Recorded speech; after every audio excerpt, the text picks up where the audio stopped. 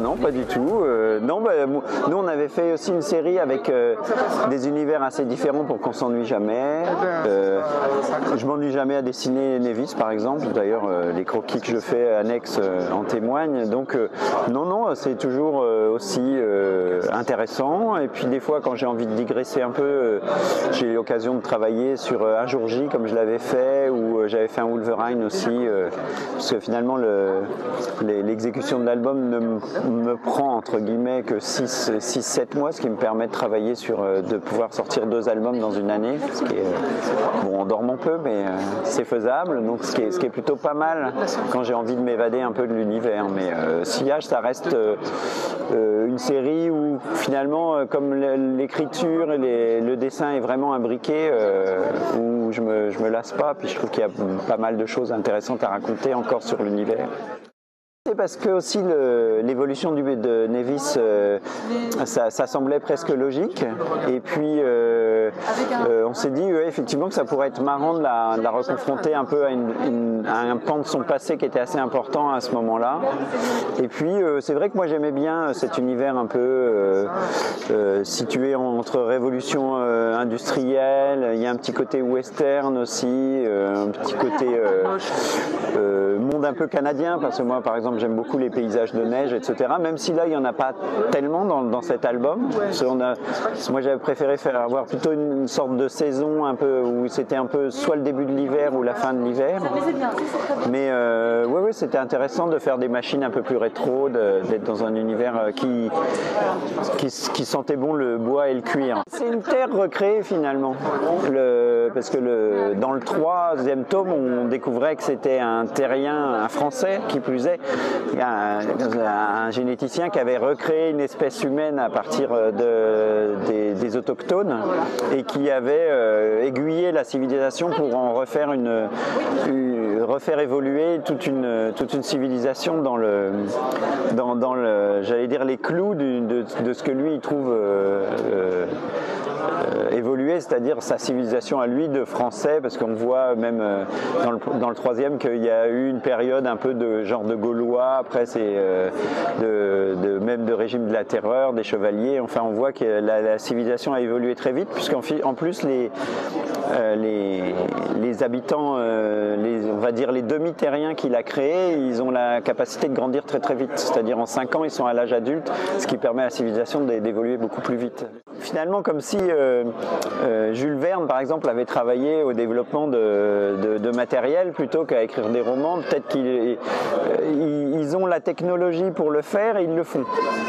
Même si c'est encore archaïque, on voit que les hélicoptères, ça fonctionne avec des moteurs, des moteurs à vapeur ou à explosion, on ne sait pas trop comment ça marche, mais il y a beaucoup de rotors, enfin ils sont rétro, quoi, ils sont pas très faciles à piloter, mais ils font des robots aussi, puisqu'on avait vu un robot dans le tome 3, ils sont un peu en avance, mais avec les moyens de leur époque finalement.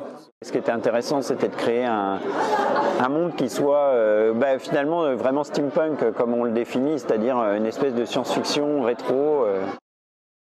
J'aime bien le musée d'Orsay, je l'ai dessiné pratiquement tel quel, et il est en plus au bord de l'eau, c'est assez proche. Et ouais, j'ai remis des petits, il y a des mélanges effectivement de monuments parisiens, d'architecture. Il faut aussi imaginer que c'est ce qui est un peu difficile des fois, on a tendance à vouloir faire une architecture un peu uniforme, alors qu'il faut imaginer qu'il y a des époques avant où il est resté quand même des bâtiments, donc il faut essayer d'avoir des trucs qui fassent un peu plus masure, un petit peu plus brut. Par exemple, il y a des maisons à colombage, et après on va avoir des maisons presque haussmanniennes, donc c'est un petit peu un mélange comme ça que je voulais avoir. Pas trop de cohérence en fait, il faut qu'il y ait un petit côté... C'est-à-dire qu'on sente qu'il y a des couches aussi d'architecture qui se sont un peu superposées au fil des années, montrer quand même c'est pas instantané, ça n'a pas été créé.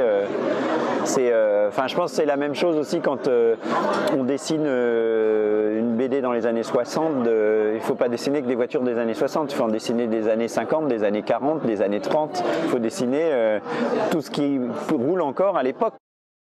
Ce qui est intéressant dans Sillage, c'est effectivement de varier les univers, mais aussi, j'allais dire, le rythme et l'ambiance de la série. Et là, je trouvais que ça s'y prêtait bien. C'était assez amusant de relier directement au 3, parce que au 3, on avait une jeune héroïne un petit peu, comment dire, qui prend l'aventure à bras-le-corps et qui réfléchit pas trop et qui est plus dans la spontanéité. Et puis là, on voit qu'elle essaye d'être un peu plus professionnelle, mais en même temps, elle a des sentiments qui reviennent. Donc, c'était un peu lui donner un petit peu de romantisme peut-être à cet album. Je crois que c'était notre envie d'avoir, effectivement, elle est un peu plus posée, elle fait des choix aussi, parce qu'elle pourrait, elle fait des choix, elle est contrainte à faire certains choix, mais elle fait aussi des choix. Elle redémarre pas une histoire avec Clément, elle veut simplement lui annoncer une nouvelle, elle le voit pour ça, et puis même si elle met un peu le professionnalisme là en porte-à-faux, parce que ça peut créer problème, mais on voulait quand même, moi je voulais qu'il y ait une rupture vraiment par rapport au précédent, justement, où ce soit beaucoup plus calme. C'est pour ça qu'il y a des scènes où il y a des cadrages, j'allais dire, beaucoup plus classiques. Et puis même l'univers fait qu'on est plus dans une BD qui va être plus franco-belge que manga comics, comme peuvent l'être certains albums. Il y a quelques scènes d'action, mais je voulais un truc plutôt, si c'était en cinéma, filmé à hauteur d'homme, avec des grandes contre-plongées, plongées, des grues et ce genre de choses. Même s'il y a des plans d'ensemble, mais essayer de calmer finalement la narration, ça calme aussi, je pense, inconsciemment le lecteur, finalement par rapport à ce qu'on veut raconter, qui pour moi était plus sentimental. C'était notre but vraiment, d'avoir quelque chose de un peu plus placide. Un peu suffisant, mais on comprendra pourquoi finalement dans l'album suivant. Donc c'est marrant, parce que c'est aussi un rôle. Et finalement, ce qui est assez marrant, c'est de présenter les personnages sous une première facette, comme Yancey par exemple, qu'on présente dès le départ comme quelqu'un d'assez suffisant, sûr de sa force, etc. Mais c'est aussi, comme beaucoup de gens dans la vie, c'est aussi une façade pour déstabiliser ses adversaires, parce que c'est un combattant avant tout. Et le fait de paraître plein d'assurance, un peu trop sûr de soi, les gens ils se disent qu'il va être moins dangereux qu'il n'y paraît, parce qu'il va se prendre à son jeu de suffisance, alors que lui, il n'est pas du tout comme ça. Mais ça, on le découvre après au fil des aventures, donc c'est intéressant. Et Jules aussi, il a ce petit côté un peu de se croire un petit peu hors norme, etc., d'être supra-intelligent par rapport à l'ensemble des autres enfants, des autres habitants de la planète. Donc c'est intéressant aussi de voir comment le personnage va évoluer et puis ce qu'il est vraiment, parce qu'on va découvrir ce qu'il est vraiment dans le prochain.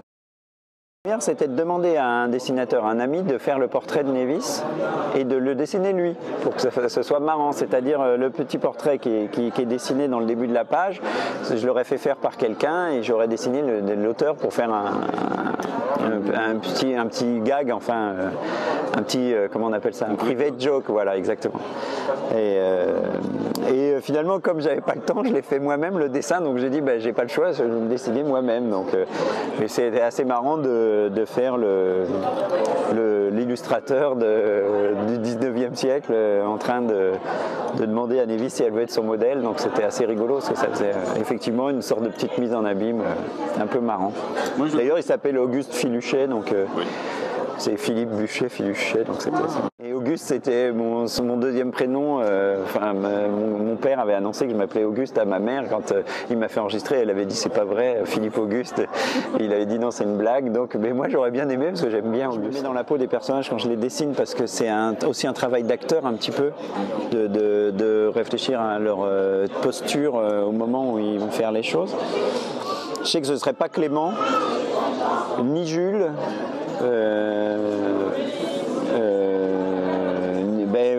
Et finalement, entre Clément, Jules et Nevis, il n'y a pas beaucoup de choix. Je pense que ce serait plus du côté de Nevis quand même, du moins sur cet album.